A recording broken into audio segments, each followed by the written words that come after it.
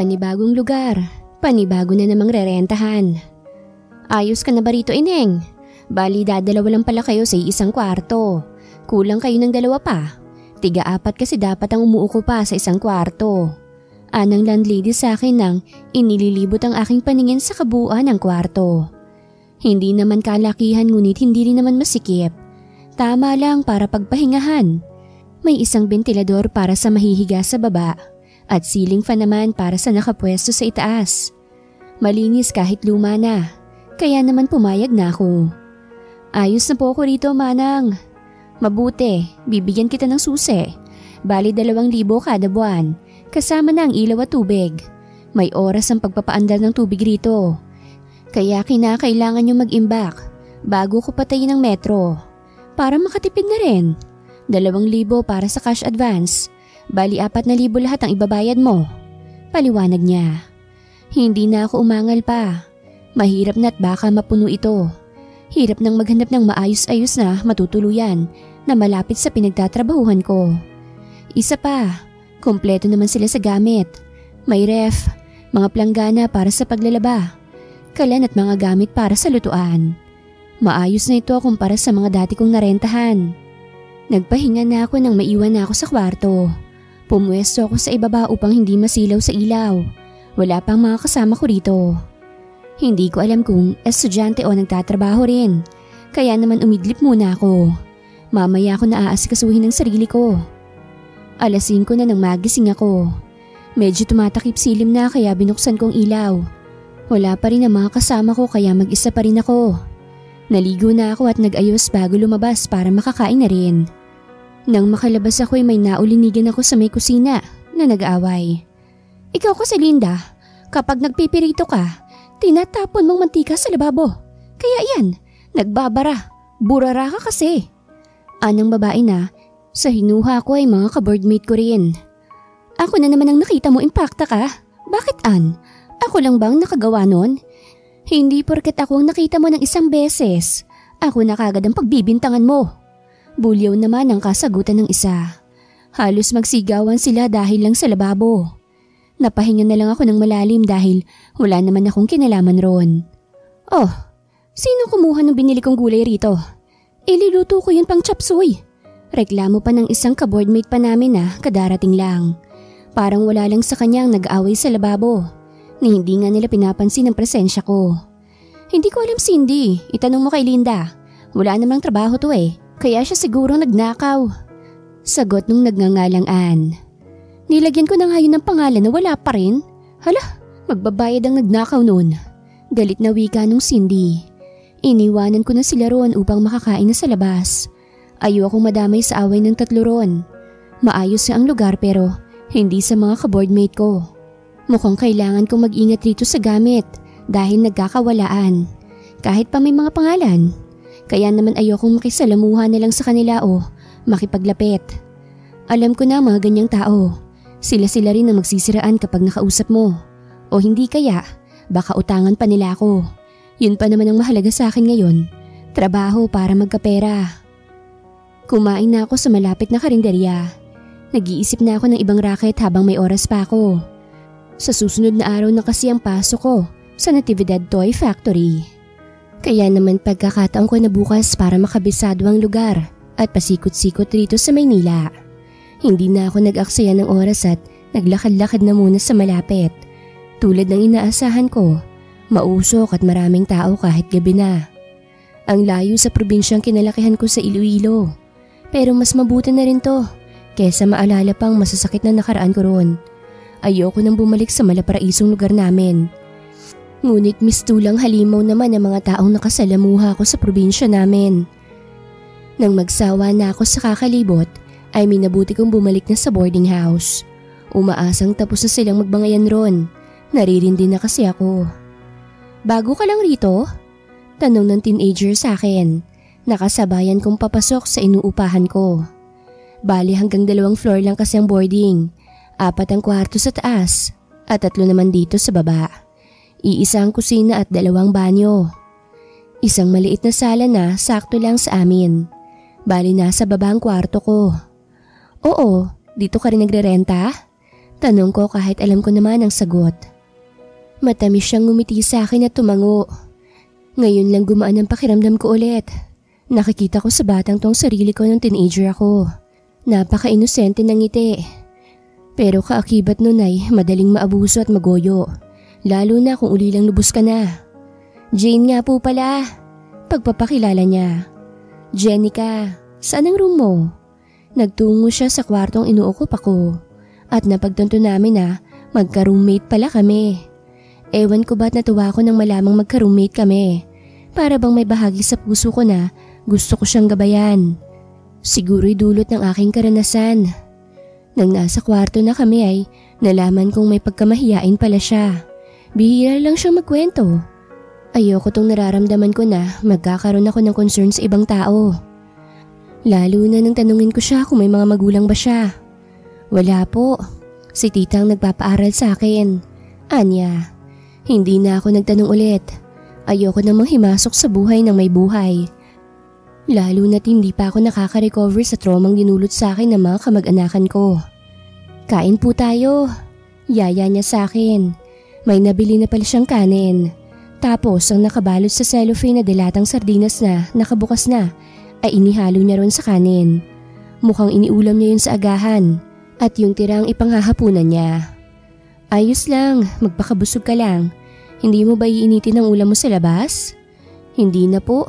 Wala po kasi akong mantika eh. Kanya-kanya po kasi rito. Napatango-tango na lang ako. Ayoko tong nararamdaman kong awa. Alam kong hirap ng buhay. Lalo na sa kagaya niyang nag-aaral pa. Hindi pa kumikita kaya paniguradong nagiging utos-utusan lang siya ng kanyang tita. Kinabukasan ay maaga akong nagising. Mga 4:00 pa lang ay gumayak na ako.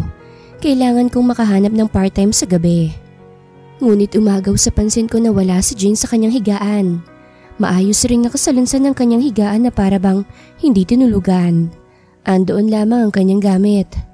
Nagtaka ako ngunit kaagad namang nasagot ang tanong ko nang marinig ko ang hawakan ng pintuan na para bang may magbubukas. Hindi ko na siya tinanong nang makita kong suot niya. Halos wala nang natirang tela sa suot niya. Lantad ang makinis at morenang balat. At halos lumuwa ng kanyang dibdib sa halos bra ng damit. Makapalang kolorete sa kanyang mukha. Hindi mo aakalain na 17 taong gulang lang siya dahil sa itsura niya. Kita ko ang gulat sa kanyang mukha. Ngunit isang ngiti ang itinugon ko sa kanya. Pahiwatig na hindi ko siya hinuhusgahan. Wala akong posisyon para humusga. Alis na ako. Maglaka lagi ng pinto Bilin ko sa kanya. Ate, tawag niya na nagpatigil sa akin. Salamat. Matapos niyang sabihin yun ay nagpatuloy na ako sa aking lakad. Nauna na ako sa palengke. Nagtanong-tanong ako kung may pwede bang pasukan na trabaho sa gabi. Taga-ayos ng paninda. Tagagayak ng kung ano paman. O utusan. Basta panggabi at uwian. Pero wala. Kaya naman bumili na ako ng magagamit ko sa trabaho para bukas. Naisip kong magbaka sakali na lang sa convenience store. 24/7 naman yun bukas. Baka po pwede ako ron at matoka sa night shift. Habang tumitingin-tingin ako sa mga paninda, ay bigla akong natumba. Ano ba? Bulag ka ba? Bulyaw ko sa kung sino mang nakabangga sa akin. Sorry miss. Anya, pagkatapos ay inalalayan niya ako. Pagdakay tumingin siya sa kalsada kung saan siya nanggaling.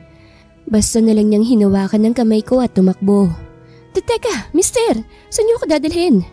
Paninigaw ko sa kanya. Mamaya ko na ipaliliwanag. Hindi na ako nakapagpumiglas dahil sa bilis ng mga pangyayari. Para bang nagpapatangay na lang ako sa kanya basta-basta. Nang makapagtago kami sa may eskinita kung saan may mga basurahan, ay mariin niyang tinakpan ang bibig ko. Grabe ang lapit ng mukha namin. Doon ko lang napagmasdan ng mukha niya. Ang kinis ng maputi niyang mukha, ang kakapal ng kilay, ang dangos ng ilong na parang dayuhan. Mapupungay ang mga mata at ang labi nito ay ang ninipis na may hugis puso.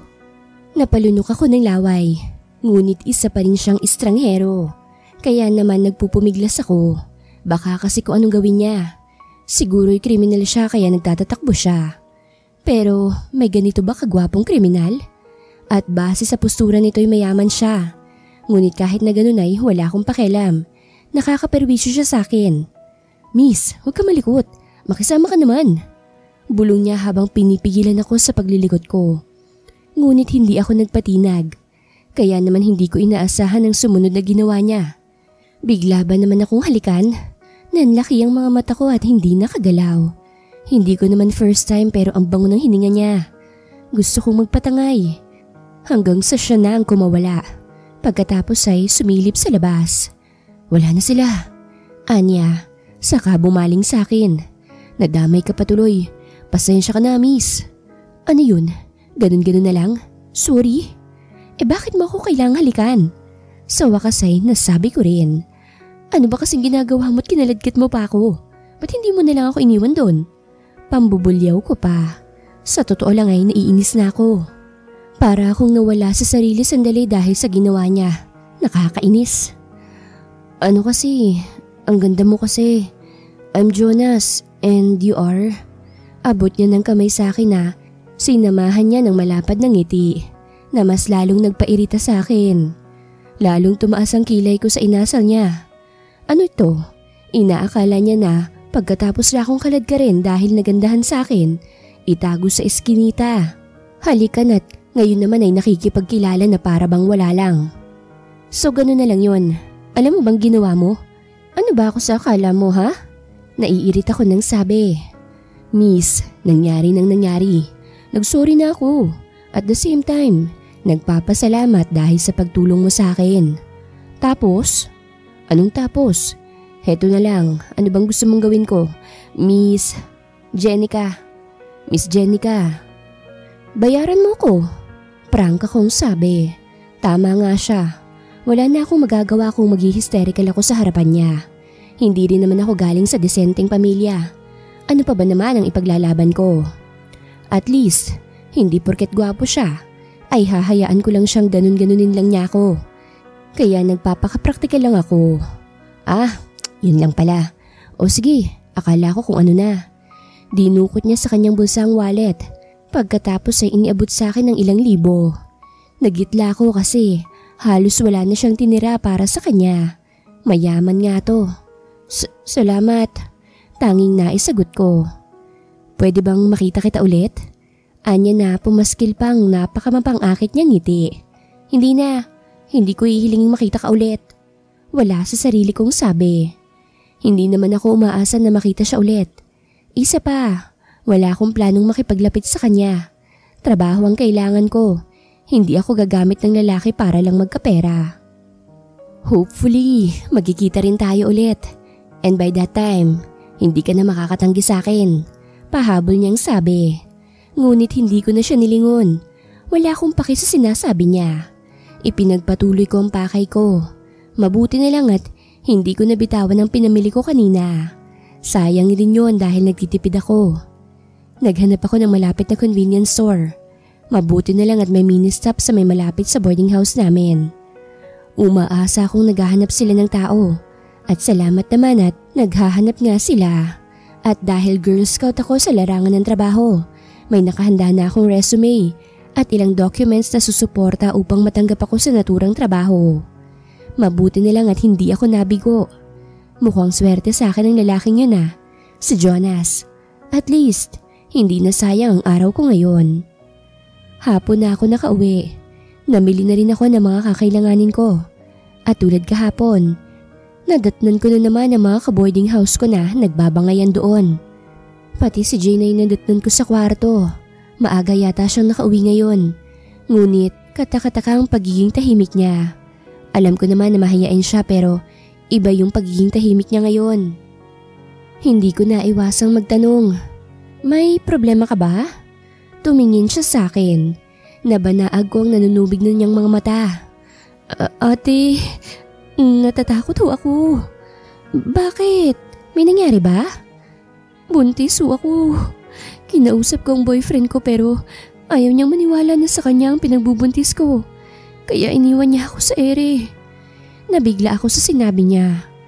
Ang bata-bata pa niya para magka-boyfriend. Bakit ayaw niyang maniwala? Sira ulo pala yun Naiinis kong sabi. Naawa ko bigla kay Jane. Kasi ho, dahil sa trabaho ko. Sabi niya na tuluyan ang napaiyak. Niyakap ko siya.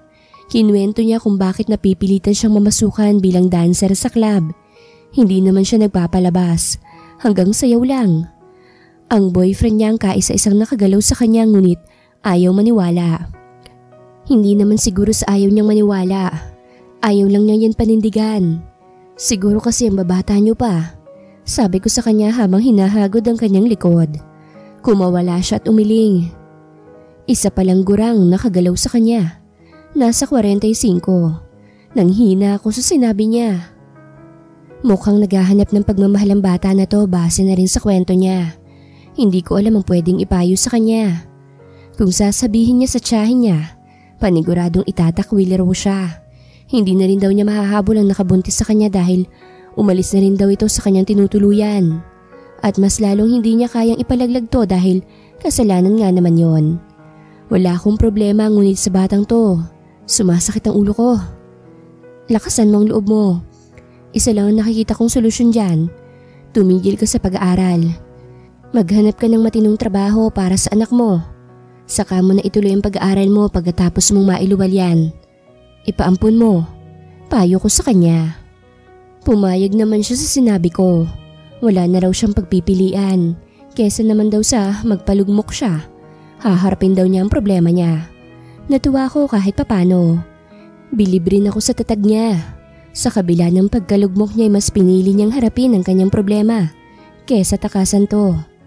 Ngunit alam kong hindi yun magiging madali sa kagaya niya. Isa na namang aral ang nakuha ko.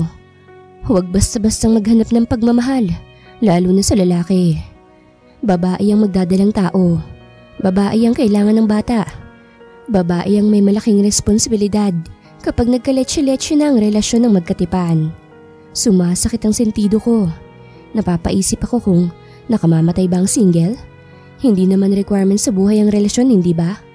Kaya ako, mananatiling independent. Kinabukasan ay maaga akong umalis.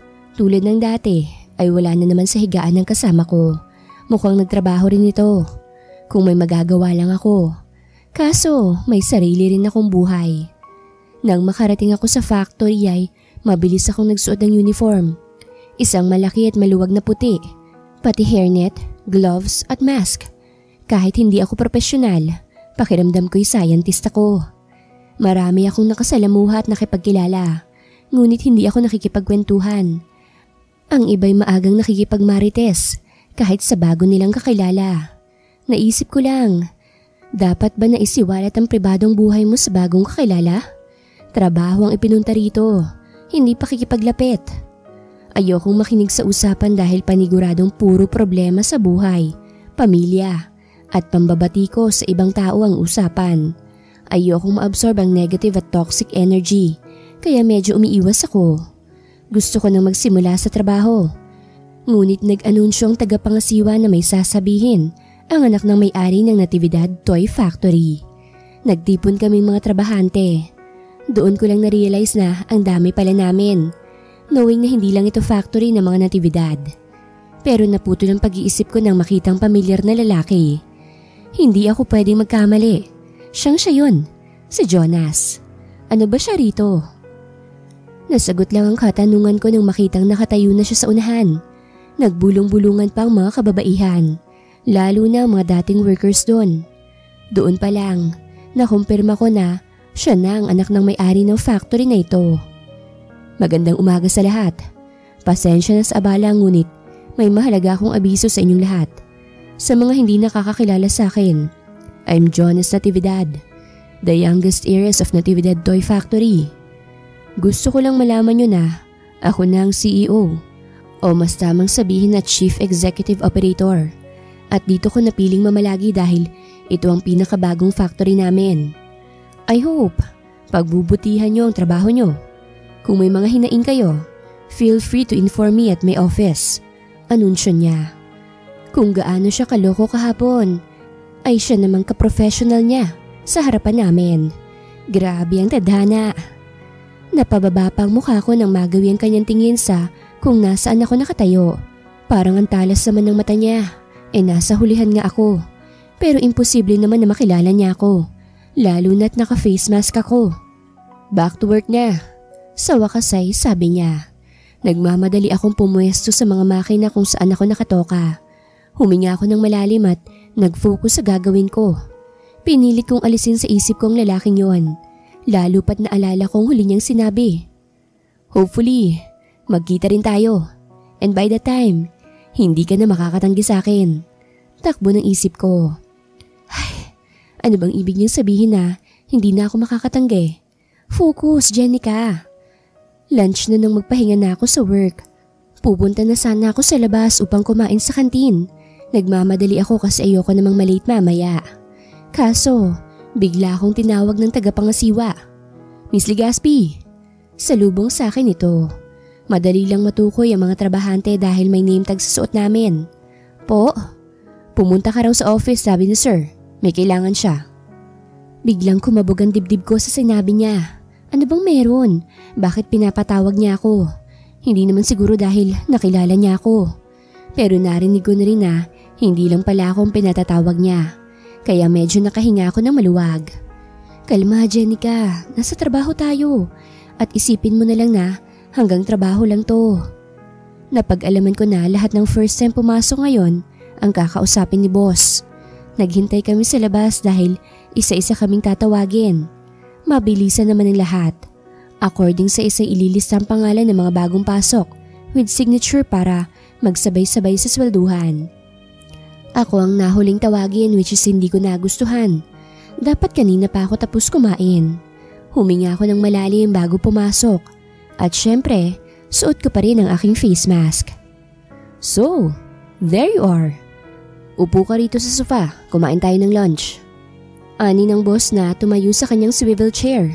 May pagkain na mukhang in-order pa sa labas. Sa lubong ang kilay kong pinagmasdan siya. Akala siguro nito'y akong tagapangasiwa at hindi alam na may isa palang trabahante ang hindi nakalista. Sir, ano kasi? Magpapalista po ako. Hindi po akong administrator. Saad ko na nagdadahilan ng pagtingin niya sa akin. I know, mamaya ka na magpalista pagkatapos nating mag-lunch. Muling pag-aaya niya. Tulad ng dati ay nakapaskil sa kanyang labi ang mapang-akit ng ngiti. Sa labas ho ako kakain. Utos ko to kaya alika na. Naparolyo ko ng mata. Ang sarap sa pakin sa totoo lang. Ano ba ako sa akala niya? Boss ko siya pero hindi kami malapit. Gusto ko lang maging prangka sir pero kilala niyo ho ba ako? Lakas loob kong tanong. Jenica, right?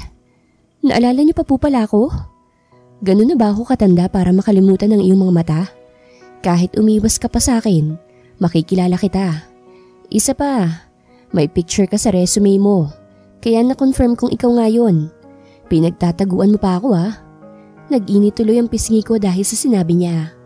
So para pala akong syunga kanina na nagtatago. Masyado bang halata? Imbis na makipagtalo ay sumabay na lang ako sa kanya. Bibilisan ko na lang ang pagkain.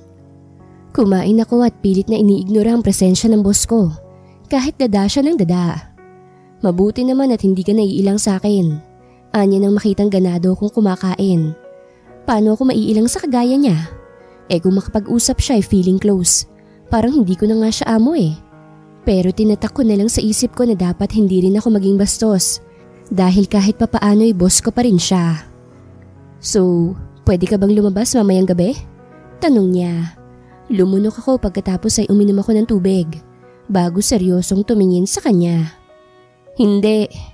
Madiin kong sabi. Nanlaki ang mata niya.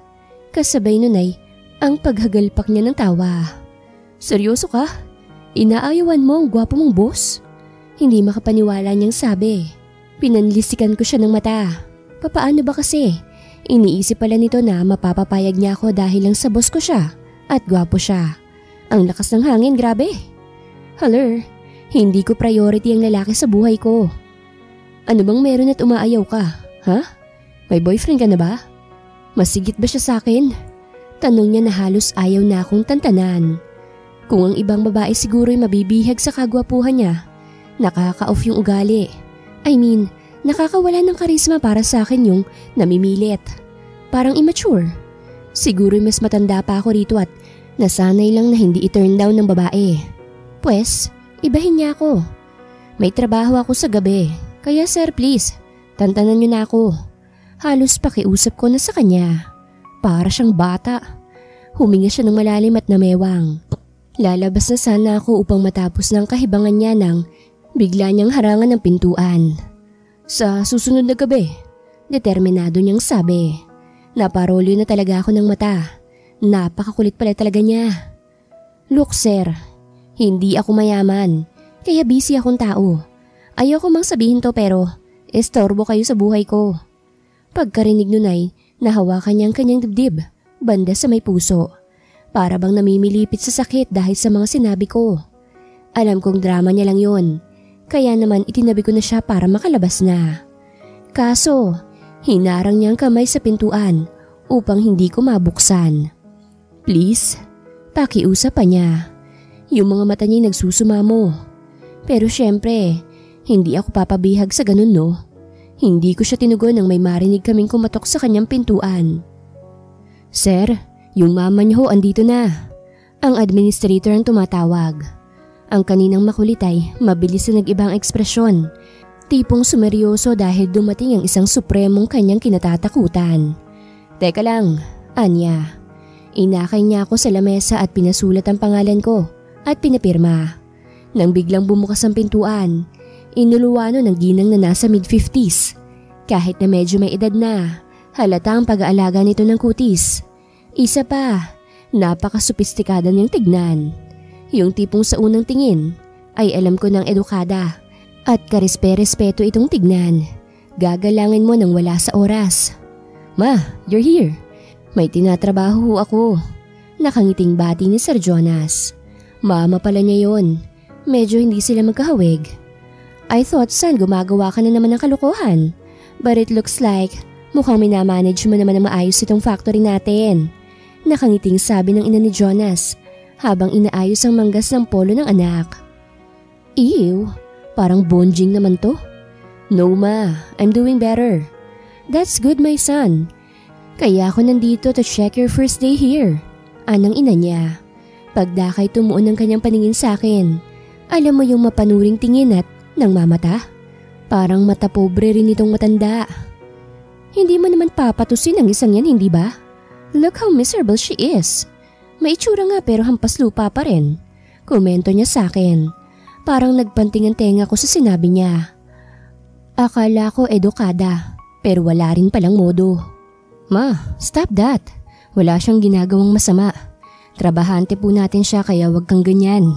Saway ni Sir Jonas sa malumanay na boses. Nakakairita sa totoo lang. Parehong may mga saltik ang mga to. Isang walang modo at isang immature. Lalabas na ho ako. Nakababang tingin ko. Ayokong pumatol sa kanila. Kailangan ko ang trabahong to. Kapag natapos ko na rin ang kontrata ko, aalis na rin ako. Lalabas na sana ako nang muling magsalita ang ina nito. Hoy, babae. Huwag kang magkakamaling gumawa ng mali rito. Kung gusto mo ng pera, magsabi ka lang. Huwag mo lang akitin ang anak ko. Parang umakyat lahat ng dugo sa ulo ko. Ano yun? Ako pang mga akit kahit anak niyang makulit at halos ayaw akong tantanan? Ako pang magtitake responsibility sa mga bagay kapag pinatulan kong anak niyang nasa hustong edad na? Ma'am, mahirap lang ho ako. Pero sana pagsabihan mo rin ang anak niyo na sa mga kalibel niya mangulit. Hindi gaya sa akin na hampas lupa. Sige ho, sagot ko. Hindi ko na talaga kasi matiis ang pang-insulto sa akin. Para bang kasalanan pa ng babae kapag pumatol ito sa anak niya. Ano yun? Patuloy niyang itatago sa kanyang saya si Sir? Aba, masama ang tabas ng dila ng isang yun ah. Dinig kong bulyaw ng matanda pagkasara sa pintuan. Isaksak niya sa baga niyang anak niyang hindi marunong gumawa ng sarili niyang desisyon. Bonjing at sunod sa luho. Higit sa lahat, saksakan ng pagkababaero. Maayos namang natapos ang trabaho ko ng araw na yon, kaya nagmamadali ako umuwi. Pupunta pa ako sa main stop na pagtatrabahuhan ko. Kailangan na rin kasi nila ng tao ng gabing yon. Isa pa, hindi ko na kailangan ng training dahil may experience na ako sa mall nung nasa probinsya kami. Kaya tiwala sila sa akin.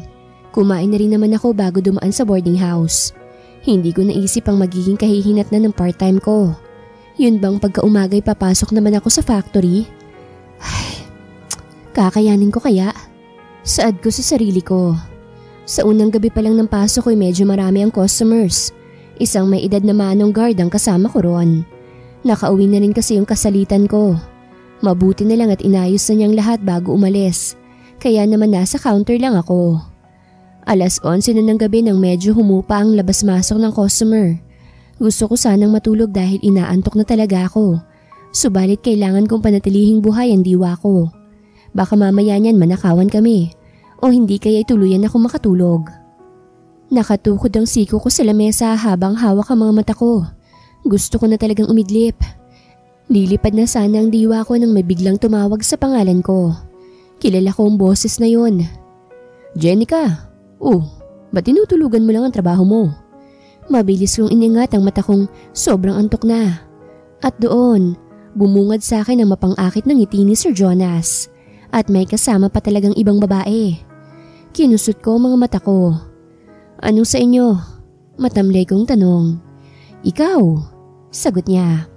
Hindi na ako nabigla sa sinabi niya. Pero wala akong ganang makipagsagutan sa kanya. Iwanan mo muna kami. Utos niya sa babaeng kasama niya na nakalingkis sa braso niya. Tinaasan ko siya ng kilay. Nang magkasarili nanay, nagsalita na ako. Kung hindi ka bibili, makakaalis ka na.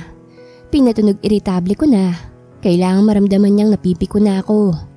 Wala kami sa factory kaya hindi ko na siya boss rito. Grabe ka naman. Ang harsh mo sa boss mo. Kung pumayag ka sanang lumabas kasama ko, di sana hindi yung babae na yan ang kasama ko. Halos manakit na ang sentido ko sa inaasa niya. Parang walang katapusan ang kakulitan niya. Hindi mo ba narinig ang mama mo? Grabe mang insulto. Paghihimutok ko na. Hindi ko na mapigilan ang inis ko sa lalaking to. Biglang nawala ang ngiti niya sa sinabi ko. Pagpasensyahan mo na si mama. Ganun na talaga siya kahit kanino. Anya pa na hindi pa rin bumabalik sa pagkakangiti. Narealize ko na parang sinabi na rin niya na wala talagang modo ang mama niya. Bigla akong nakaramdam ng konsensya. Ngunit hindi na lang ako nagpahalata. Bagamat alam kong mababa ang estado ko sa buhay ay hindi naman po pwedeng patulan ng mga taong walang modo. Sorry, wala sa sarili kong sabi. Ang kaninang nakasimangot ay napalitan ng mapanuksong ngiti. So ano na, sasama ka mamaya? Anya, umiling ako. Mabuti na lang at may nagsidating ang customers. Mukhang mga travelers base sa kanilang itsura at daladala. Sige na, may customer ako. Kako sa kanya na hindi na siya tinapunan ng tingin. Hindi na siya nagsalita pat umalis na. Kahit nakaramdam ako ng konsensya, ang mahalaga ay ang sarili ko. Ayokong magpauto na lang sa kanya. Wala akong panahon. Akala ko'y huling pangungulit na niya yon. Puyat akong pumasok sa trabaho. Halos 1 oras lang ang inidlip ko. Kaya naman para akong bangag habang nakapwesto sa kung saan ako nakatoka. Sa pagsasalansan ng mga laruan na barel. 3 basong kape rin ang tinira ko para manatiling gising. Kaso, nagdulot naman yun ng pagpapalpitate ko. Hindi ko na nakita si Sir, which is mabuti naman. Natauhan ata kagabi. Kaso, base sa narinig ko'y nasa office siya. Kasama ang isa pang trabahante, si Michi. Simula daw pumasok doon ay hindi na ito lumabas. Mukhang alam na nila ang rason. Ayon sa mga hindi nabaguhan rito ay kapatid niya ang nagmamanage ng factory ng 1 buwan.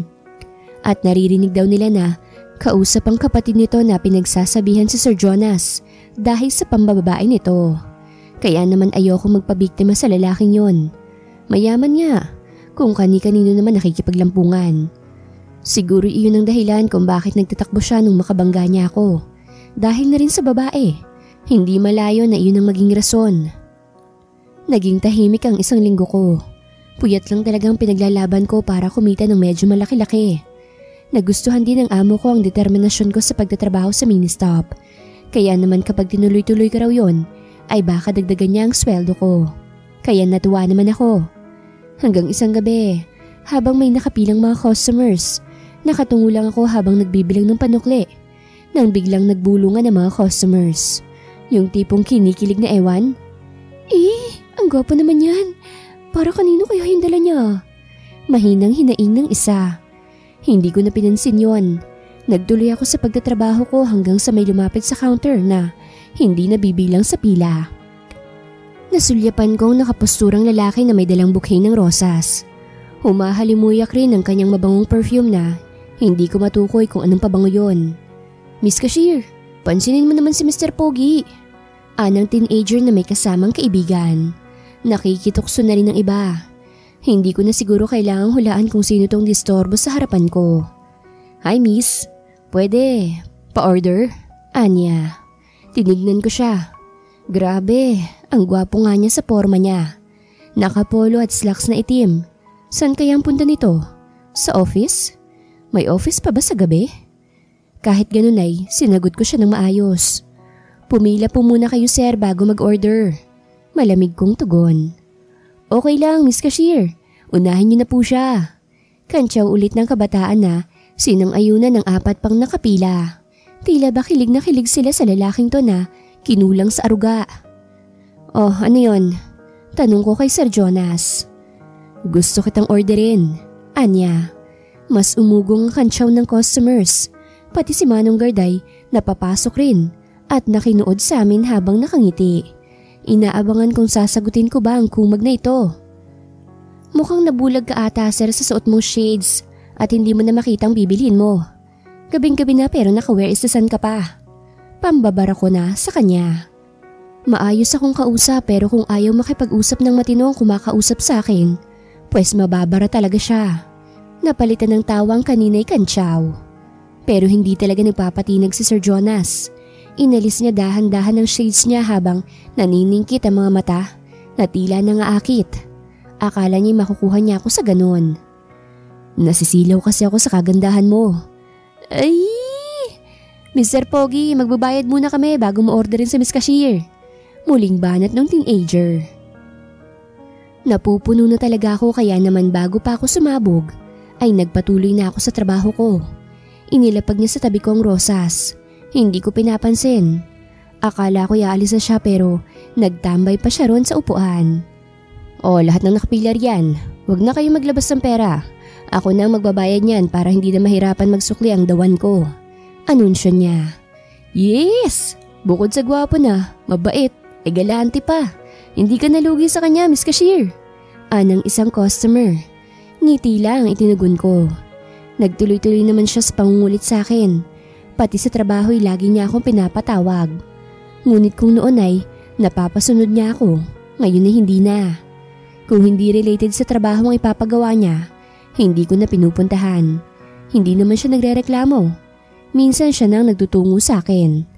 Napag-uusapan na rin kami ng mga katrabaho ko na ni isa'y wala akong kaibigan.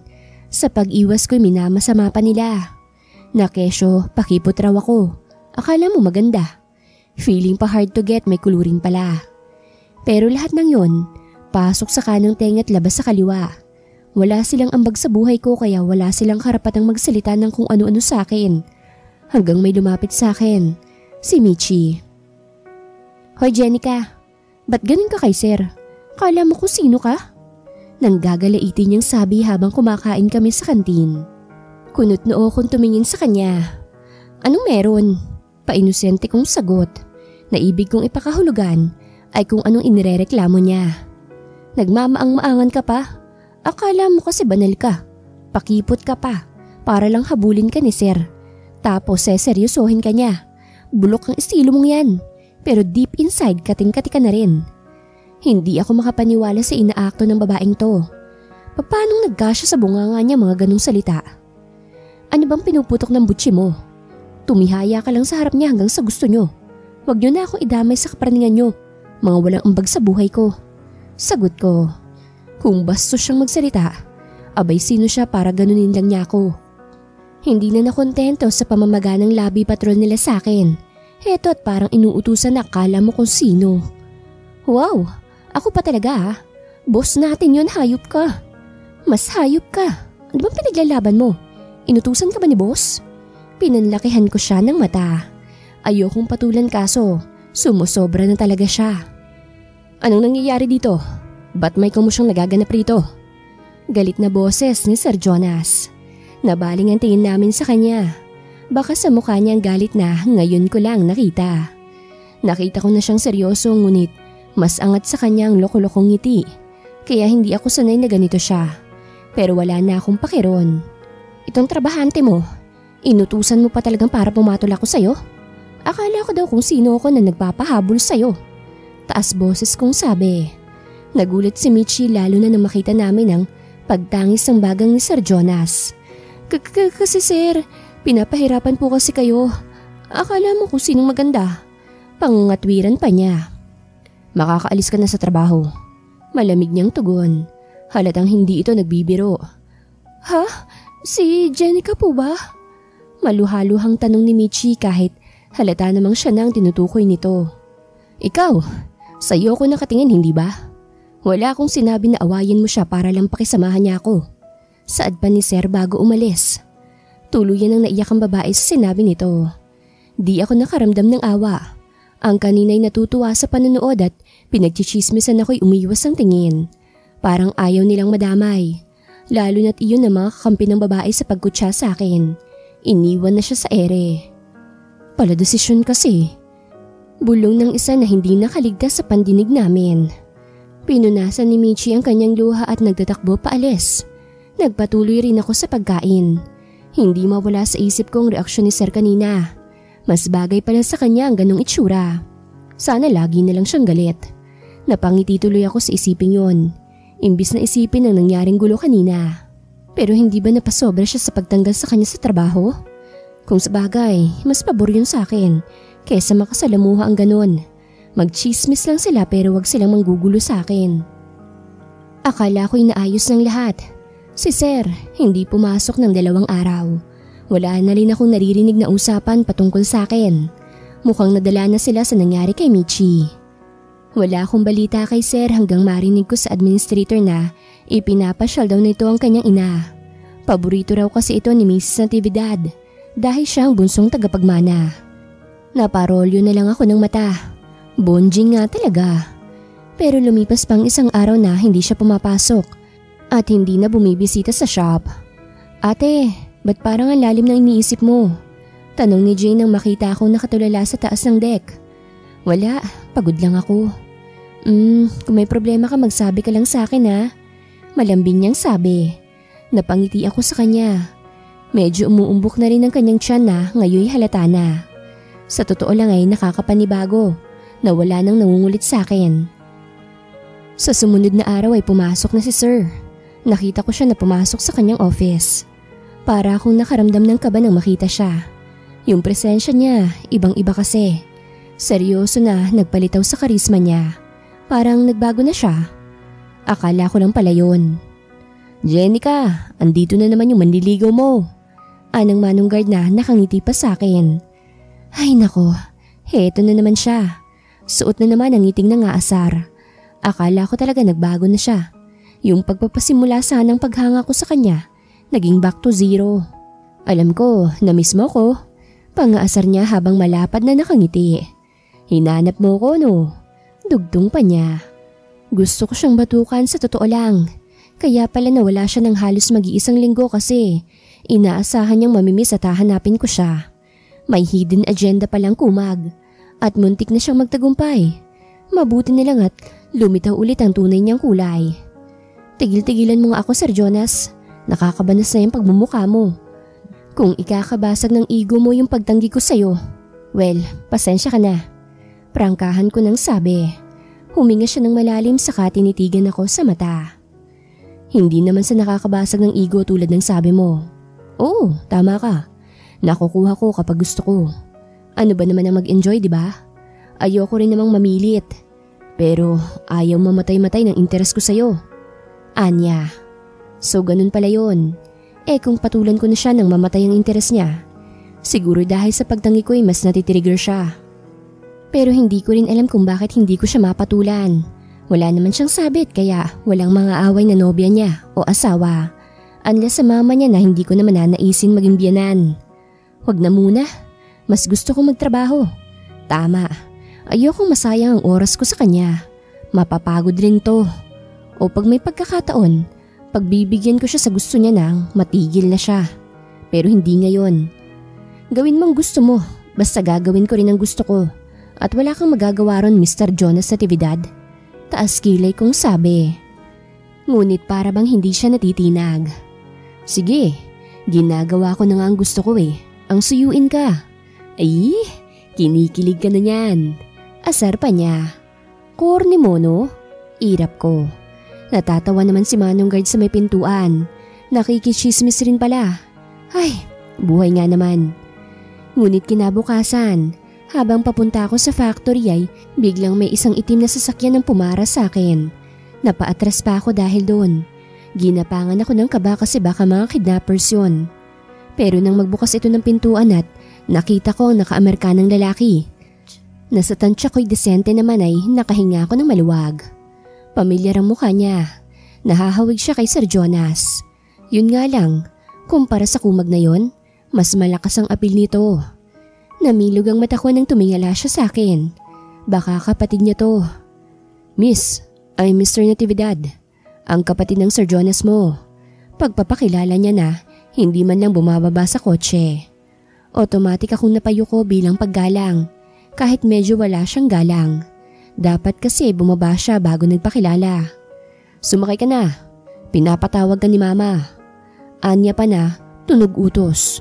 Yung tipong wala kang karapatang mamili dahil utusan ka. Walang please o pakiusap man lang. Parang nanay niya rin ito. Walang modo. Miss, bilisan mo. Anya na parang naiirita na. Sige ho. Taranta kong sabi at pumasok na sa sasakyan. Buong biyahe namin ay tahimik lang kami. Napakaseryoso ng kasama ko. Ni hindi ako tinapunan ng tingin pero ang bango niya. Napaisip tuloy ako kung bakit pinapatawag ako ng nanay nila. Medyo nakaramdam ako ng takot. Lalo na sa parteng sinagot ko siya nung huli naming pagkikita. Pero matagal naman na yun. Hindi rin naman ito siguro magiging tungkol kay Sir Jonas dahil wala naman akong ginagawa na ilalabag sa sinabi niya sa akin. Napansin ko na halos 1 oras ang naging biyahe namin ng kapatid ni Jonas. Kaya natatakot na ako. Baka mamaya niyan ipapasalvage na pala ako. Akma sanang bubuka ang bibig ko nang magsalita ang kuya ni Sir Jonas. Andito na tayo. Napatingin ako sa labas at nakita ko ang malaking gate. Ang laki ng bahay at ang ganda. Mansyon nga ito. Dito ba nagsistay si Sir Jonas? Ang yaman nga nila. Pero in fairness, hindi nang mamata si Sir Jonas. Hindi gaya ng mama at itong kuya niya. Mukhang matatapobre. Ba't ko ba iniisip ang lalaki na yon? Pakialam ko ba ron? Nang makapasok ako sa loob ay hindi ko na ipinahalata kung gaano ko kamangha sa mga nakikita ko. Ang ganda, ang linis, ang lawak at halatang mamahalin ng mga furniture sa mansyon na yon na halos purong puti. Masiselan nga talagang mayayaman sa dumi. Nagtungo kami sa sala at naratnan namin ron si Mrs. Natividad na umiinom ng kape. Binati ko siya ng magandang umaga ngunit hindi niya tinugon yon. Wala talagang modo. Nanatili siyang nakaupo. Ganon din ang anak niyang lalaki.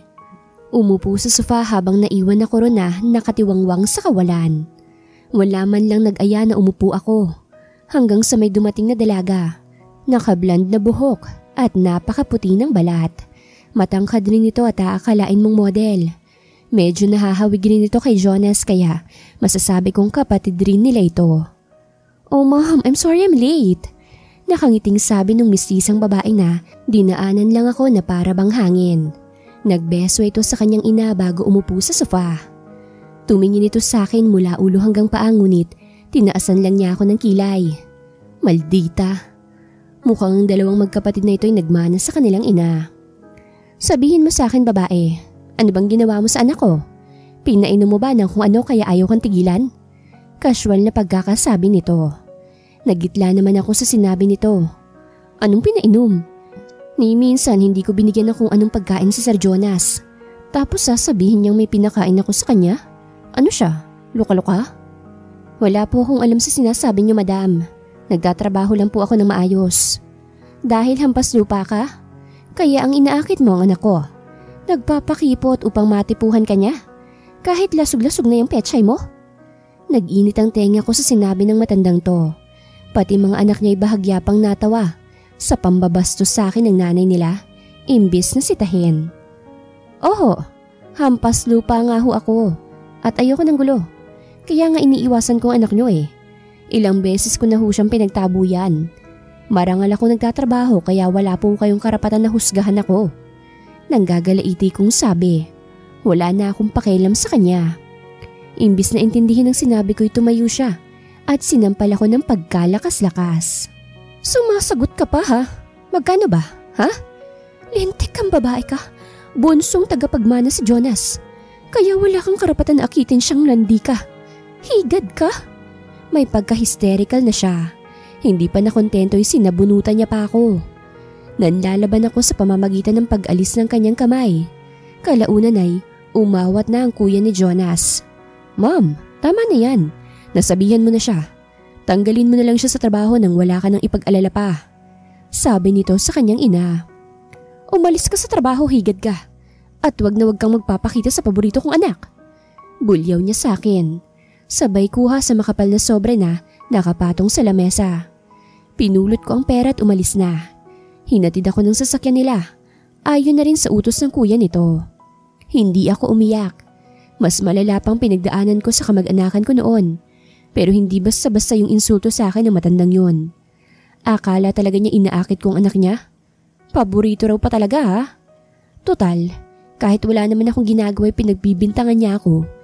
Panahon na siguro na totohanin ko na yun.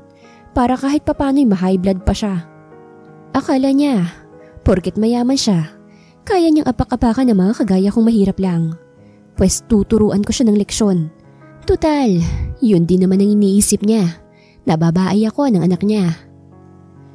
Hindi ako pumasok ng araw na yon at hinding-hindi na ako babalik pa ron. Pakakalmahin ko muna ang diwa ko. Magpapahinga na rin muna ako. Total, sapat na rin naman ang isusweldo ko sa mini-stop kaya hindi ko na kailangan ng ikalawang trabaho. Isa pa, gagamitin ko na lang na puhunan tong pera na binigay sa akin ng pamilyang Natividad. Oh, ate, hindi ka ba papasok? Tanong ni Jane na kadarating lang. Kakain ata bago bumalik doon sa bahay na pinapasukan niya bilang isang kasambahay. Nag-resign na ako. Nakita mo naman tong eye bags ko na 1 kilo na oh. Biro ko. Bagamat hindi nakakatawang napangiti ko ang dalaga. Mabuti yan. Isipin mo rin ang kalusugan mo. Anya, bago kumuha ng dilata sa kanyang taguan. Alika, kumain na tayo. Umiling ako. Gusto ko magpahinga rin kasi para makalimutan na rin ang nangyari kanina. Iniisip ko kung anong magiging reaksyon ni Jonas sa ginawa ng kanyang ina. Siguradong hindi yun makakarating sa mini-stop mamayang gabi. Alam kong pagsasabihan na naman yun ng kanyang ina at hindi na yun makakaangal pa. Pero nagkamali ako. Magpapalit na kami ng karelyebo ko nang makita sa loob si Sir Jonas na naghihintay sa lamesa. Umiinom ng milk tea at kumakain ng siopaw. Nagsiselfone na para bang naglalaro. Hindi ko na napansin na sinabihan ni Manong Guard si Sir Jonas na dumating na ako. Kaya mabilis akong umiwas ang tingin at dumiretso sa storage. Kaso, hinabol ako ng boss ko. Jenica, ba't hindi ka pumasok ngayon? Alala niyang tanong. Nagtaka ko. Wala ba tong alam sa nangyari? Total, hindi rin naman niya alam. Ay hindi ko na rin sinabi sa kanya ang dahilan. Nag-resign na ako. Anong paandar na naman yan? Nangangayayat na ako sa dobleng trabaho, kaya binitawan ko na yon. Isa pa, mas may dagdagang sweldo ko rito. Pagdadahilan ko. Tumango naman siya. Hindi ka man lang nagpaalam. Anya na, naglungkot-lungkutan na naman. Sino ka ba, ha? Hindi na kita boss, kaya excuse me. Pagtataray ko. Pero pagaklang siyang napatawa. Kung sabagay, alam mo namang mahahanap kita rito. Kaya okay lang kahit hindi ka magpaalam. Bukas, labas tayo. Total free ka naman. Matutulog ako. Sus, sa hapon bago ka pumasok. Napakagatlabi ako. Pagkakataon na to upang isagawa ang leksyon para sa kanyang ina. Pero hindi ako maka-oo. Okay, sige. Total hindi ka naman umuo. At hindi ka rin naman tumanggi. Ibig sabihin nun, pumapayag ka na. Woohoo! Payag ka na. Napailing na lang ako at hindi na kumontra. Pero hindi ko maiwasang mapangiti nang makaalis na siya. Yung inosenteng bonjing na yun talaga. Tuwang-tuwa. Kailangang magamit siya para naman matauhan ng kanyang matapobreng ina. Kinabukasan, naghalongkat ako ng isusuot sa mga gamit ko. 6:00 pa lang pero gusto ko nang ihanda ang isusuot ko para mamaya. Hindi ako makapaniwala na makikipag-date ako sa kumag na yon. Pero tulad ng sabi ko'y para bigyan ng leksyon ng nanay niya. At pangalawa, dahil napapayag rin niya akong sabayan siya sa trip niya, paniguradong mamamatay na ang interes niya sa akin. Ate, may date ka no? Kanina ka pa kasi naghahalukay dyan eh. Kantsaw sa akin ni Jane. Nagulat ako kasi nagising na pala siya. Oo nga pala, mamaya'y papasok siya sa bahay na pinapasukan niya. Parang blind date, ganun. Ani ko. Wow, akala ko cold-hearted person ka. Kasi ni minsan hindi kita nakitang nakikipagkaibigan at nakikipag-usap sa lalaki. Busy ka palagi sa trabaho. Pakiramdam ko nga espesyal ako kasi ako lang ang pinapansin mo. Anya na nakangiti. Espesyal ka naman talaga, ano ka ba? Sabi ko. Who's that lucky guy, Aber? Tanong pa niya sabay hagik-hik. Meron din pala tong pagkapilya. Isip bata to. Nangangamoy hindi magkiklik nga eh. Pero susubukan ko pa rin. At least makaranas man lang ng date, hindi ba? Katwiran ko. Kung sabagay, pero malay mo, ma-fall ka rin. Naparolyo na lang ako ng mata. Yun na ata ang nakakakilabot na biro na narinig ko. May mga damit ako rito. Magsing katawan naman tayo eh. Huwag ka mag-alala. Hindi to maahalay. Swestyon niya. Natuwa naman ako sa sinabi niya at binuksan ang maliit niyang maleta upang makapamili ng isusuot ko. Tama nga siya. Marami siyang magagandang damit. Ikaw nang bahala riyan ate ha. Kunin mo na lang ang magugustuhan mo. Maganda naman ang katawan mo kaya kahit ano babagay sa'yo. Maghahanda na ako para sa trabaho. Anya. Tinanguan ko lang siya. Pagdakay malapad akong nakangiti habang sinusukat ang mga iyon. Nang biglang sumagi sa utak ko ang isang bagay. Teka, bakit nga ba pinaghahandaan ko to? Sabi ko sa sarili ko. Yung bonjing na yun lang naman ang imimit ko ah. Ibinalik ko ang lahat ng damit sa lalagyan. Ang ganong lalaki ay hindi na pinaghahandaan. Kahit t-shirt at kupas na maong lang ay okay na. Ano siya? Magpapaganda pa ako para sa kanya? Natulog na lang ako para magising mamayang 12:00. Inaantok na rin kasi ako at may trabaho pang naghihintay sa akin. Kalaunan ay nagising ako sa alarm clock ko. Huminga ako ng malalim nang maalalang magkikita kami ng Jonas na yon. Ayos lang na tawagin ko siya sa first name niya, total. Hindi ko na rin naman siya boss. Bakit ganito? Kinakabahan ba ako? Dahil ba maiilang ako? Kasama ko siya sa kung saan at lulunukin ng mga ibabanat niyang bola. Tapos kunwari kikiligin ako. Ay, naligo na ako. At gaya ng dati, white t-shirt ang isinuot ko at kupas na maong. Tinignan ko ang sarili ko sa salamin at ngumiti ng nakakaloko. Ganyan nga, kala mo ha, mahiya ka na kasama mo ko. Kako sa salamin. Nang bigla akong may narinig na nagbusina ng sasakyan. Mabilis akong lumabas at tumingin sa bintana. Nakita ko sa kalsada ang sasakyan ni Jonas. Nanlaki ang mata ko at mabilis na nagtatakbo sa kwarto. Naghalukay ako sa mga gamit ni Jane. Teka, ano bang maganda? Ito ba o ito? Natataranta kong sabi. Narinig kong bumukas ang pintuan. Ate, may naghahanap sa'yo. Si Kuya Jonas daw. Yun ba yung kadate mo? Tanong ni Jane. Hindi ko sinagot ang tanong niya. Bagkus ay hinila ko siya at tinanong ko anong bagay sa akin. Pati siya'y nataranta sa inasta ko. Ano ate? Hindi ka pa rin pala nakakapili? Wait, itong beige na trouser, tus orange na sleeveless top. Ayan, bagay na bagay sa kulay mo kasi maputi ka. Anya, hindi ko na inisip na hindi ako sanay magsuot ng hapit. Ang mahalagay sinabi niyang bagay sa akin. Ate, ano kasi, dahan-dahan lang. Paalala pa niya. Pero wala ka, kinakabahan talaga ako. Ewan ko ba sa sarili ko. Ayoko lang sigurong mapahiya kaya ganoon. Nang matapos ako'y medyo nanibago ako. Feeling ko, chicks na talaga ako. Bagay pala talaga sa akin. Ngayon naman maglagay ka ng kung ano sa mukha mo. Dahil maganda ka naman na, effortless lang paglalagay ng makeup sa'yo. Tinignan ko siya na malasak lolong looks. Alanganin siya ngumiti. Wala kasi akong kaalam-alam sa makeup. Lagyan natin ng sunblock ang mukha mo. Tapos foundation para mukha kang fresh. Tapos, hindi mo na need magkilay kasi makapal at maayos naman ang pagkakahilera nito. Gifted ka sa kilay in fairness. And lastly, dahil young looking ka, lip tint para sa lips and cheeks mo. O diba? Mala aesthetic ang peg. Anya nang matapos niya akong ayusan. Grabe, ngayon lang ako nakapag-ayos kahit papaano. Nagpaalam na ako sa kanya kasi baka mamaya niyan ay umalis na si Jonas. Pero nasa salan na pala siya. Mabuti na lang at walang tao sa boarding namin ng oras na yon dahil nasa trabaho pa sila. Wow, ang ganda mo pala. Pinaghandaan mo talaga ah. Panunokso pa niya. Biglang nawala ang kaba ko kanina. Napalitan ng inis sa sarili ko kung bakit kasi pinaghandaan ko yon. Excuse me, ganito naman talaga ako kapag lumalabas. Kako sa kanya.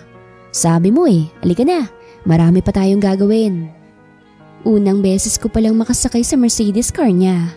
Nananahimik lang ako habang inaayos niya ang kanyang compartment. Sa tanang buhay ko, ngayon lang ako nakipag-date. Kahit hindi naman na ako V, wala akong kain na relationship. Siguro'y dahil rin sa masaklap na karanasan ko, kaya gusto kong mapag-isa na lang habang buhay. Hindi ko ipipilit na gustuhin ng tao at ayokong makita kung anong madilim na nakaraan ko. Kumain muna tayo bago manood ng movie. Anya nang isara na niya ang compartment. Okay, hindi rin ako nakaranas manood ng movie. Puro lang kasi trabaho ang inaatupag ko. Kaya naman mukhang may enjoy ko rin ang trip na to. Chill lang at pag-i-enjoy lang magiging layunin ko. Hindi rin kawalan kapag nalaman at nagalit ang kanyang ina. At kapag nagsawa na rin sa Jonas. Sa SM Bacoor kami nagtungo. Saan mo gustong kumain? Fast food? Restaurant? Tanong niya. Medyo nanibago ako sa kanya. Kung noon ay laging nakapaskil ang nakakaloko at mapanukso niyang ngiti, ngayon ay parang normal lang. Para kaming natural na nagdi-date, which is nakakailang. Ano ka ba? Ikaw yung nag-aya tas ako ang magdi-decide. Bulyaw ko. Ayoko kasi itong pinapakita niya. Nakakailang. Automatic na nag-ibang ekspresyon niya na parang bumalik sa dati. Heto na, relax. Kako KFC na tayo. Eto naman ang daling mapikon. Anya na bumalik sa dati. Ang sarap magtaray. Dapat ganito para ma-enjoy kong sinasabi niyang date. Kumain nga kami roon at dahil mukhang natrauma sa pagtatanong, ay halos in-order na ata niya lahat kung anong meron sa fast food na yon. Dahil gustong gusto kita, sinerve ko na sa'yo lahat Chicken soup, chicken fillet, fried chicken, burger, spaghetti, hot and regular fries, pie at iba pa. Anya pa. Mukha ba akong baboy? Muling pagtatry ko. Pero ayos lang yon. Pwede ko naman yun i-take out para sa minamahal kong si Jane. Siyempre, yun ang gagawin ko sa'yo. Sinamaan ko siya ng tingin. Joke lang. Gusto ko, mabusog ka. Alam mo na, kunwari nahihiya pa niyang sabi. Bago pa man may mangyaring bangayan ay kumain na kami. Naging maayos naman ang pagkain namin. So far, masaya rin palang kasama tong si Kumag. Nang matapos na kami ay, hinayaan niya akong i-take out ang di naman namin naubos. Bago kami pumunta sa sinihan, ay nagtungo kami sa pen shop. Ba't andito tayo? Bibili ng hoodie. Nagtingin-tingin kami.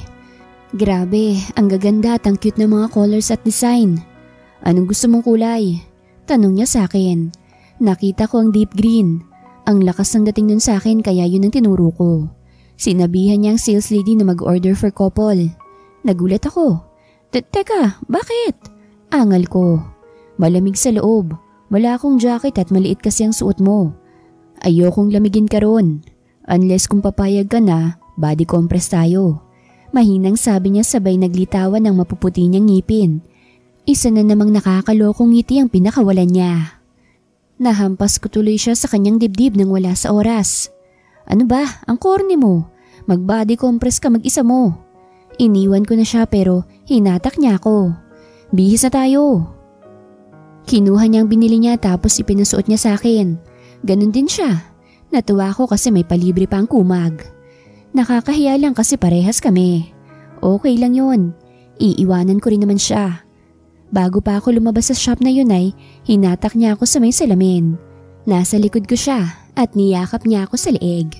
Inilabas ang cellphone at bago pa mag-take ng shot ay bigla siyang nagsalita. Mag-peace sign ka and cheese. Wala sa sarili kong ginawa yon. Naks, ganda na kuha. Bagay talaga tayo. Aniya pa. Napakagatlabi ako. Shoota, bakit ako sumakay? Para akong lutang nang hawakan ng kamay ko palabas sa shop. Dumaan pa kami sa Chowking. Nag-order siya ng halo-halo. Akala ko ba malamig dun? Bakit halo-halo ang binili mo? Takang tanong ko. Iba rin talagang trip niya. Yun na nga, malamig dun. Pag malamig rin na kinakain natin, maa-adapt ng katawan natin yung lamig.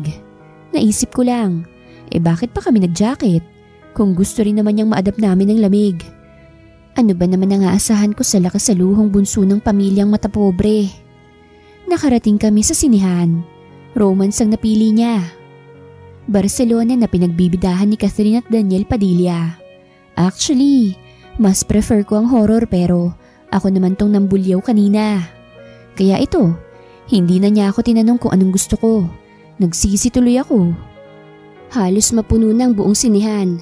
Ang dilim pero naliliwanagan ng malaking screen ng TV. Totoo ngang napakalamig ron. Nakaakbay sa akin si Jonas kasi ang daming taong nagsisipasukan.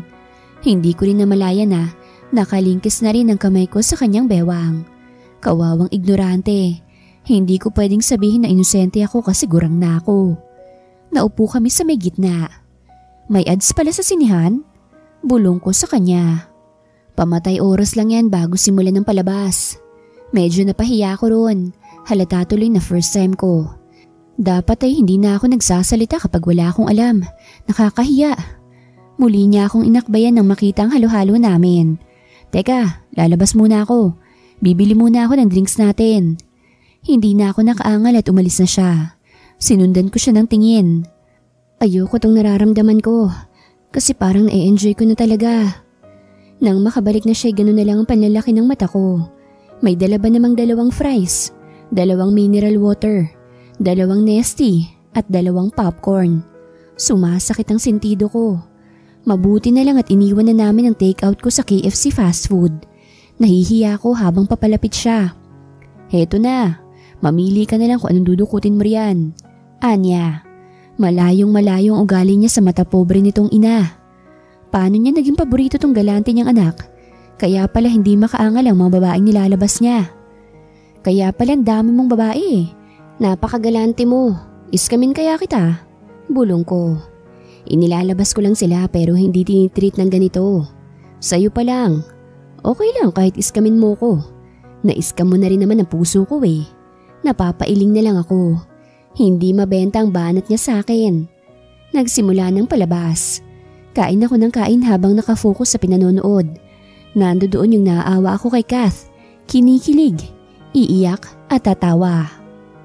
Lahat na lang ng emosyon ko na ilabas na. Hindi ko na nga napansin na may kasama ako. Kung alam ko lang na ganito kaganda sa sinihan, baka dito na lang ako manood lagi. Naubos ko na mga kinakain ko kaya inabot na rin ni Jonas yung kanya. Gusto mo ng tissue? Anya habang inaabot ang tissue. Nakatitig siya sa akin habang umiiyak ako. Lumunok ako at pinunasan ang luha ko. Wipe out yung binili niyang snacks. Mabuti naman at nagustuhan mo yung pinanood natin. Natahimik ako. Tama nga siya, gustong gusto ko talaga. Para akong nakalaya mula sa bigat ng trabaho ko. May susunod pa ba? Tanong ko. Malapad siyang ngumiti. Sa susunod may bagong palabas. Anya, kaya ngumiti na rin ako. Naglibot kami sa mall. May mga time na may gusto siyang bilhin sa akin. Pero ako nang umaayaw. Hanggang maisipan naming mag-hotel na lang. Hindi naman siguro masamang pagbigyan siya. Tahimik lang naming binabagtas ang pasilyo patungo sa room number namin. Hindi naman ako kinakabahan. Nang maalala ko bigla ang katawan ko. Siguro ay magla-lights off na lang kami. Para hindi niya makita kung anong meron doon. Lalo na at ang pinakatatago-tago kong sekreto yon na dapat ay walang makakaalam. Pupwede bang patayin natin ang ilaw? Hindi ako sanay na naka-on kasi to eh. Question ko. O sige, Anya. Nauna siyang naligo bago ako. Huminga ako ng malalim. Hindi rin ito magtatagal at aalis rin ako. Magiging ala-ala na lang ang lahat. At si Jonas, maghahanap na naman ng ibang babae. Ako? Magsisimula ng panibagong buhay, tulad ng dati. Pero itong alaala na to, isasali ko sa masasayang alaala. May mga masasakit at nakakakilabot na akong karanasan at tanggap ko na yun na naging parte na yun ng buhay ko. Ang pilit sa aking likod, dulot ng pagpaso ng aking ina, ang panggagahasa ng kapatid niya at ng anak niya sa akin, ang pag-alila nila sa akin. Simula nang mamatay ang ama ko, naging kalbaryo na ang buhay ko sa kanila. Ang nanay kong laging lango sa alak at bisyo. Para yung isang sirang plakang naging bangungot ko mapaaraw man o gabi, nung panahon na nandoon pa ako sa kanila. Mabuti na lang at kinaya ko at di nasiraan ang bait. Kinaya ko dahil gusto kong mabuhay. Kinaya ko dahil tao pa rin naman ako. Kinaya ko para sa aking ama. At kinaya ko dahil ayaw kong maging mahina. Kaya nang makatakas ako'y pinaglabanan ko ang tromang yon dahil walang gagawa nun kundi ako. Pagkalabas niya sa banyo'y ako naman ang naligo. Pinairal ko ang init ng aking katawan. Kaya naman nang matapos ako'y hindi na ako nagpakipot pa. Sa madilim na kwartong yon, pinag-isa namin ang aming mga sarili. Naulit pa yon ang naulit. Nasundan ng ilang araw. Halos binubusog niya ako ng atensyon na parabang hindi napapanis ang interes niya sa akin. Wala kaming pinag-uusapan tungkol sa relasyon namin. Walang label. Pero na-enjoy ko na ang pagpapalipas namin ng oras sa isa't isa. Wala rin kasi itong patutunguhan. Kung sakaling malaman ng mama niya at manggalaiti at ilayo sa akin si Jonas ay ayos lang.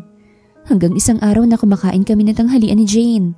Napatakbo ko sa banyo nang maramdaman ko ang paghalukay sa tiyan ko. Nagsuka ako ng nagsuka. Ate, anong nangyari? Tanong ni Jane na maumbok na ang tiyan. Hinagod pa nito ang likod ko. Tumingin ako sa kanya. Ayoko itong iniisip ko pero kailangan kong masigurado kung tama bang hinala ko. Wala. Magpatingin ka na kaya sa doktor? Ayokong sabihin to kaso ilang araw na kitang napapansin na nahihilo ka. At nakita kong tinatapon mo rin ang pabangong gustong-gusto mo. Hindi kaya... Ngumiti ako sa kanya. Magpapacheck up na ako. At parang binuhusan ako ng tubig nang makumpirmang tama nga ang hinala ko. Nahilo tuloy ako. Nag-isip na ako ng maaari kong gawin. Kailangan kong umalis kasi wala naman akong aasahan sa ama nito. Nang makauwi ako'y nagpahinga na ako. Wala si Jane dahil may trabaho. Maya-maya'y papasok na rin ako sa mini-stop. Habang nasa trabaho ako'y nahihilo pa ako. Parang ang tamlay ng gabi ko at gusto ko nalang matulog. Ganito ba talaga kapag buntis? Nakaupo lang ako habang naghihintay ng customer nang makita ko sa Jonas na humahangos, papasok sa shop. Mag-usap tayo. Anya na seryoso ang muka. Nagtaka ako. Ano bang sasabihin mo? Sinabi na sa akin ni Jane nung tanghali. Hindi kita nadatnan doon. Totoo ba? Ngumisi ako. Takot siguro siyang panindigan tong dinadala ko dahil isa siyang tagapagmana. Pero wala namang problema yon. Pwede na niya akong iwan kung gugustuhin niya. Wala akong ine-expect mula sa kanya. Oo, wag ka mag-alala. Pwede na nating tigilan tong kahibangan natin. Hindi kita pipiliting panindigan to. Kaya ikaw na ang bahala kung susuportahan mo to o hayaan na lang. Malamig kong sabi. Mag-impake ka. Bukas susunduin kita. Sa amin ka natitira. Bibigyan na rin kita ng doktor. Anya bago siya umalis sa store. Ibabahay niya ba ako? Teka, bakit? Makakasama ko ang mama niya? Hindi ba siya mag-aalala na malalaman nila to? Naguguluhan ako sa kanya, pero inisip kong talagang bonjing siya. Hanggang sa huli ay sa ina pa rin niya kami bumagsak. Napangisin naman ako sa isipin na nagpabuntis ako sa lalaking nagtatago sa sayan ng kanyang ina. Kinabukasan, nakahilata na ako sa kama nang kausapin ako ni Jane. Ate, magpapaalam na ako, sabi niya. Napaupo ako sa sinabi niya. Bakit? Saan ka pupunta? Ngumiti siya sa kanya ako niyakap. Bumalik na yung nakabuntis sa akin. Sabi niya kasi inayos lang niya ang tutuluyan at trabaho niya sa probinsya. Kaya umalis siya.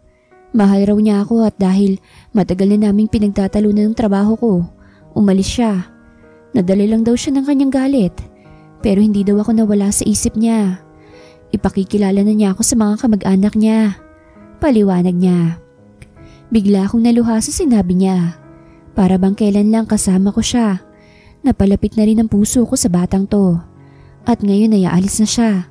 Naglaho yung lungkot at saya ko para sa kanya. Mamimiss kita. Maging masaya ka ha. At pwede bang tumawag ka sa akin kapag may problema ka? Magsasabi ka lang. Para nakasikit ang kapatid eh. Naiyak naman siya sa sinabi ko at mas lalo akong niyakap ng mahigpit. Salamat sa pagiging ate at pagpapahiram ng pera kapag nagigipit ako. Ikaw ang magiging ninang ng anak ko. Mahal po kita, Ate Jenica. Nalungkot ako na umalis siya. Kaya pala ganun na lang kaayos ang gamit niya dahil nag-impake na siya. Nakita ko na rin ang magiging kasama niya sa buhay. Pinaalalahanan ko yung lalaki bago sila nagpaalam. Pero base sa tinginan nila, mukhang mahal naman nila ang isa't isa. Bagay na wala sa amin ni Jonas. Pagkaalis nila ay nagpahinga na ako. Ilang oras pa lang ay may narinig akong sunod-sunod na katok sa kwarto ko.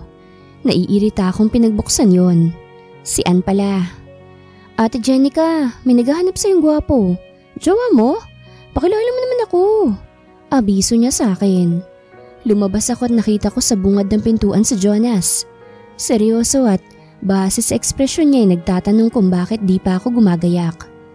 Lumapit ako. Umuwi ka na, wala akong balak sumama sa'yo. Ganyan ba talaga pagbuntis? Masyadong bugnutin. Asan na mga gamit mo? Tutulungan na kita mag-ayos. OMG ate, buntis ka? Kay gwapito? Anang-ana, natuto pa ang kanyang bibig. Yung mga tingin niya ay parang naiinggit, kahit wala namang kainggit-inggit. Kung alam lang niya. Haist! Wala pa akong sinasabi nang pumasok siya sa kwarto kung nasan ako galing. Hindi na ako nakaangal nang utusan niya ako na mag-impake na. Hindi ba nito kilala ang ina niya? Paniguradong magwawala yun at makikita ko kung papaanong titiklop si Jonas. Pero susubukan ko pa ring sumama para makita ang reaksyon ng bruhang yon. Ang mahalaga, may ipon naman ako at kaya ko namang mabuhay mag-isa kapag sisipain nila akong palabas ng mansyon nila. Tahimik na nag-drive si Jonas. Siguro'y kinakabahan na to. Akala niya ipapaborang ina nito na ibabahay niya ako. Lalo na't mukhang wala itong alam na una na akong pinagtabuyan na kanyang ina. At tulad nga ng inaasahan ko, isang katakot-takot na tingin ang ipinukol ng kanyang ina sa akin. Lalo na't nasa likod ako ng paborito niyang anak. Alanganin siyang ngumiti sa anak niya na para bang umaasa na mali ang hinala niya sa pagsama sa akin. Bakit nandito ang babaeng yan? Mamamasukan ba siyang katulong? Tanong nito kay Jonas. Wow ha, katulong lang talaga? Ewan ko na lang kapag nalaman niyang nasa sinapupunan ko ang apo niya. Tsk, ma, simula ngayon tigilan niyo ng pangmamata niyo. Andito siya dahil ibabahay ko na siya. Kailangan kong matutukan ng pagbubuntis niya sa anak namin. Walang kagatol-gatol niyang sabi. Napabilib ako rin para bang wala lang sa kanya na sabihin yun sa mata pobre niyang ina. Napaupo ang matanda sa panghihina. Baka sa kanyang mukha ang pagkagulat. Anak, nahihibang ka na ba? Ano na lang ang sasabihin ng papa mong nasa States? Bakit pa sa babaeng yan? Ha? Malandi yan at paniguradong hindi sa'yong dinadala niyan. Baka sa ibang lalaki. Anak, mag-isip ka naman. Sigaw nito na nagpupuyos sa galit. Ma, sa akin nga to. At wala ka nang magagawa. Kilala ko si Jenica. Kaya sana, tanggapin niyo na lang. Ano ka ba? Hindi mo siya kilala. Pera lang ang habol niyan sa'yo. Isa pa binaboy yan ng pamilya niya. Pinaghahalay ng kamag-anak niya kaya baboy yan. At ngayon, dito naghahasik ng lagim. Nag-imbestiga na ako patungkol sa kanya. Nagbebenta daw yan ng laman sabi ng sarili nitong ina na adik. Pangiinsulto pa niya sa akin. Nanginig ang tuhod ko sa narinig. Kung ganon, nakausap na niya ang ina ko. At ngayon, nahalungkat ang madilim kong nakaraan. Akala ko natakasan ko na pero mukhang nakakabit na sa akin ng masalimuot kong karanasan na yun. Kung bakit pa sumama ang kagaya kong maruming babae sa mansyon na to. Maling-mali ata na ininis ko ang bruha. Bago pa magsilaglagan ng mga luha ko at may masabi pa ang kanyang ina, ay nagtatakbo na ako palabas. Ako tuloy ang lumalabas na ambisyosa at makapal ang muka. "Jenica!" Tawag ni Jonas sa akin, pero hindi na ako lumingon. "Wag kang magkakamaling habulin ng haliparot na yon. Kung hindi, tatanggalan kita ng mana, anak." Pagbabanta ng kanyang ina. Umiiyak akong lumabas sa mansyon at binagtas ang kalsada sa kung saan. Wala na akong pake kung saan ako dadalhin ng mga paa ko. Ang mahalagay makalayo ako sa kanila. Ngunit narinig ko ang sasakyan na bumusina sa akin.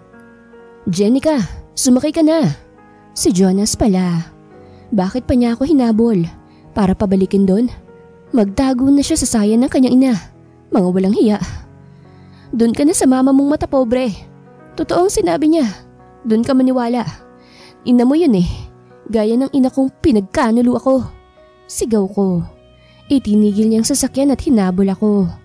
Hinila niya ako upang akayin sa sasakyan, pero mabilis kong hinila ang kamay ko.